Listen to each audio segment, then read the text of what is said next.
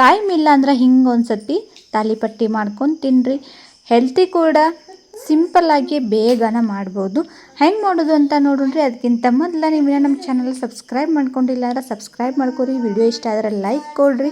ರೆಸಿಪಿಗೆ ಏನೇನು ಬೇಕು ಅಂತ ನೋಡೋಣ್ರಿ. ಈಗ 1 ಬೌಲ್ ಜೋಳದ ಹಿಟ್ಟು, 1 ಬೌಲಷ್ಟು ಗೋಧಿ ಹಿಟ್ಟು, 1 ಬೌಲಿಗೆ ಕಡಿಮೆ ಅರ್ಧ ಬೌಲಷ್ಟು ಕಡಲೆ ಹಿಟ್ಟು, ಅರ್ಧ ಬೌಲಷ್ಟು ಅಕ್ಕಿ ಹಿಟ್ಟು. ಇಲ್ಲಿ ಒಂದು ಈರುಳ್ಳಿನ ಸಣ್ಣಗೆ ಕಟ್ ಮಾಡ್ಕೊಂಡೇನಿ, 1 ಟೊಮೆಟೊ ಸಣ್ಣಗೆ ಕಟ್ ಮಾಡ್ಕೊಂಡೇನಿ, 2 ಮೆಣಸಿನ್ಕಾಯಿನ ಪೇಸ್ಟ್ ಮಾಡ್ಕೊಂಡೇನಿ, ಕೊತ್ತಂಬರಿ, ಕರಿಬೇವು, 1 ಸೌತೆಕಾಯಿ ತುರಿದಿಟ್ಕೊಂಡೇನಿ, 1 ಕ್ಯಾರೆಟ್ ತುರಿದಿಟ್ಕೊಂಡೇನಿ. ಈಗೆಲ್ಲ ಇದಕ್ಕೆ ಹಾಕೊಳತ್ತೀನಿ.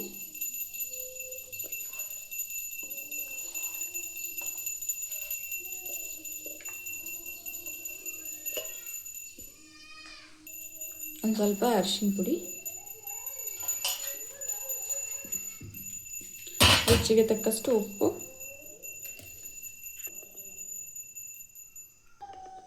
ಈಗ ಎಲ್ಲ ಚೆನ್ನಾಗಿ ಮಿಕ್ಸ್ ಮಾಡ್ಕೊಳ್ಳೋಣ.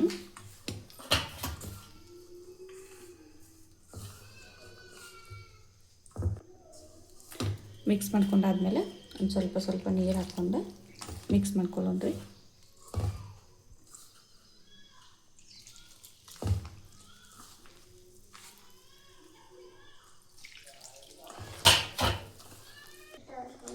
ನೋಡ್ರಿ, ಈ ಥರ ಕಲಿಸ್ಕೊಂಡೆ ನಾನು.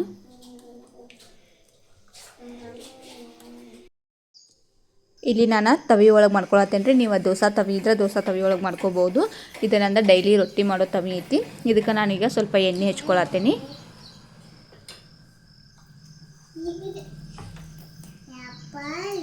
ಈಗ ಇದಕ್ಕೆ ನಾನು 1 ಚಮಚ ಅಷ್ಟು ಹಿಟ್ಟು ಹಾಕ್ಕೊಂಡು ಕೈಲೇ ಮಾಡ್ಕೊಳತ್ತೀನಿ. ನೀವು ಇಲ್ಲಾಂದ್ರೆ ಅದ ಚಮಚಲನ ದೋಸೆ ಹೆಂಗೆ ಮಾಡ್ತಿರಲ್ಲ ಹಂಗೂ ಮಾಡ್ಕೋಬೋದು, ಅದು ಚಲೋ ಬರ್ತೈತಿ. ನೋಡ್ರಿ, ಈಗ ಕೈಲೇ ಹಾಕಿದ್ರೂ ಚಲೋ ಬರ್ತೈತಿ. ಇಲ್ಲಾಂದ್ರೆ ನಾವು ಅದ ಸ್ಪೂನ್ಲೇನ ದೋಸೆ ಹಾಕ್ತವಲ್ಲ ಹಂಗೂ ಹಾಕಿದ್ರೂ ಚಲೋ ಬರ್ತೈತಿ.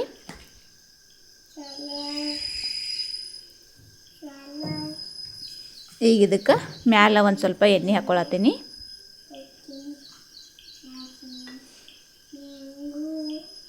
ಇದಕ್ಕೆ ಒಂದು ಪ್ಲೇಟ್ ಮುಚ್ಚಿ ಮೀಡಿಯಮ್ ಒಳಗೆ ಇಡ್ಬೇಕು ರೀ. ಭಾಳ ಹೈ ಫ್ಲೇಮ್ ಒಳಗೆ ಇಡಬಾರ್ದು, ಅಂದ್ರೆ ಒಳಗೆ ಚೆಂದಾಗೆ ಬೆಂದಿರಂಗಿಲ್ಲ. ಸೊ ಹಾಗಾಗಿ ಈಗ ನೋಡ್ರಿ, ಇದನ್ನು ಹೊಳಿಸಿ ಹಾಕೊಳತ್ತೀನಿ. 2 ಸೈಡ ಚೆಂದಾಗೆ ಬೇಯಿಸ್ಕೋಬೇಕು.